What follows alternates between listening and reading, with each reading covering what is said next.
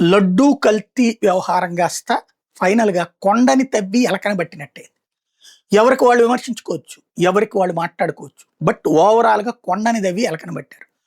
మొన్న ఈ మధ్యన 'గంటా శ్రీనివాసరావు' సింహాచలంలో పట్టుకుందేంది? నెయ్యి కాదు ఇది, ఆవు నెయ్యి కాదు, లేకపోతే డాల్డా కలిసింది ఇది అన్నారు. తర్వాత దుర్గగుడి ఇంకో 2, 3 గుళ్ళల్లో తర్వాత ఆపేశారు.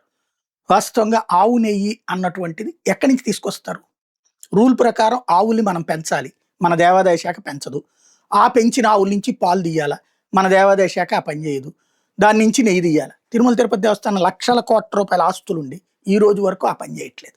ఇప్పటికి కూడా అసలు అటు ఆలోచన చేయట్లేదు. ఇక్కడ జరిగినటువంటి దానికి సిబిఐ తాజాగా వేసినటువంటి ఛార్జ్ షీట్ వెలుగులోకి వచ్చింది. ఏమని అంటే అందులో ఏ పంది కొవ్వు లేదు, ఏ ఆవు కొవ్వు లేదు, ఏ చేప నూనె లేదు. ప్రజలందరూ మనోభావాలు దెబ్బతింది అక్కడ. అలాగని డాల్డా గలిస్తేనో లేకపోతే కనుక కెమికల్ గలిస్తే కరెక్ట్ అంటారా? ఎవడు కరెక్ట్ అంట. అదైనా ద్రోహమే. ఇందులో 3 పాయింట్స్ మిస్ చేస్తున్నారు. నెంబర్ 1, ప్రజల మనోభావాలు దారుణంగా దెబ్బతిన్నటువంటి అంశం జంతువుల కొవ్వు నూనె అన్నట్టు. అదేం లేదని తెలియదు. నెంబర్ 2, ఇందులో జగన్మోహన్ రెడ్డి స్వయంగా భక్తుల మనోభావాలు దెబ్బతీయడానికి కుట్ర పన్నాడు. వైవి సుబ్బారెడ్డి అన్యమతస్థుడు, లేకపోతే కరుణాకర్ రెడ్డి అన్యమతస్థుడు, లేకపోతే కనుక ధర్మారెడ్డి వీళ్ళందరూ కలిసి కుట్ర పన్నారన్నారు.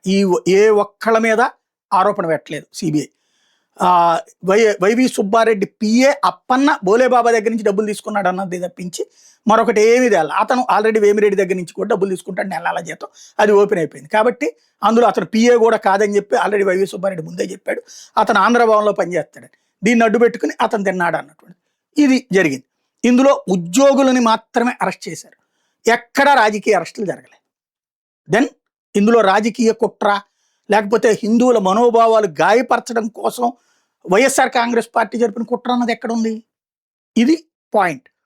ఇదే సందర్భంలో కల్తీ జరిగిందా? జరిగింది. ఏం కల్తీ? కెమికలైజ్డ్ గీ. ఎందుకని తేలింది అది అంటే వాళ్ళ దగ్గర పాలు ఉత్పత్తి చేసే సామర్థ్యం లేదు, ఆవులు లేవు అన్నట్టు. మిగతా డైరీలకు కూడా ఆవులు లేవు, గేదెలు లేవు. వాళ్ళు కూడా బయట నుంచి ఆవులు గేదెల్ని పెంచుకునే జనాల దగ్గర నుంచే తీసుకొస్తారు. అదే లేకపోతే కెమికలైజ్డా? ఇది వీళ్ళు ఇచ్చిన రిపోర్ట్ ఆధారంగా రేపు పొద్దున కోర్టు తెలుస్తుంది. అది కూడా 2014 19, 24 మధ్యలో ఇది చెక్ చేశారు. ఏది వాళ్ళు సప్లై చేశారు అన్నట్టు. బోలేబాబా అన్నదాన్ని బ్యాన్ చేసింది వైసీపీ టైంలో, ఓకే చేసింది 2018లో తెలుగుదేశం టైంలో. అందుకని ఏఆర్ డైరీ పేరుతో నాటకం ఆడింది. అది ఏఆర్ డైరీ పేరుతో నాటకం ఆడింది. ఖచ్చితంగా వాళ్ళు శిక్షార్హులే అవుతారు. దానికి సహకరించిన ఉద్యోగులు శిక్షార్హులే అవుతారు. కానీ ఇందులో ప్రజల మనోభావాన్ని గాయపరిచింది అయితే జంతువుల కొవ్వు, దీనికి సంబంధించి. రెండోది రాజకీయం ఉంది. కావాలని హిందువుల మనోభావాలు దెబ్బతీయడానికి క్రైస్తవుడైనటువంటి జగన్ కుట్ర పన్నాడని. అక్కడ ఏమీ లేదు అందులో. అంటే దేవుడితో ఆటలాడుతున్నాం, దేవుడిని అడ్డు పెట్టి నాటకాలు ఆడుతున్నాం, దేవుడిని అడ్డం పెట్టి ప్రజల్ని మోసం చేస్తున్నాం. Is it right?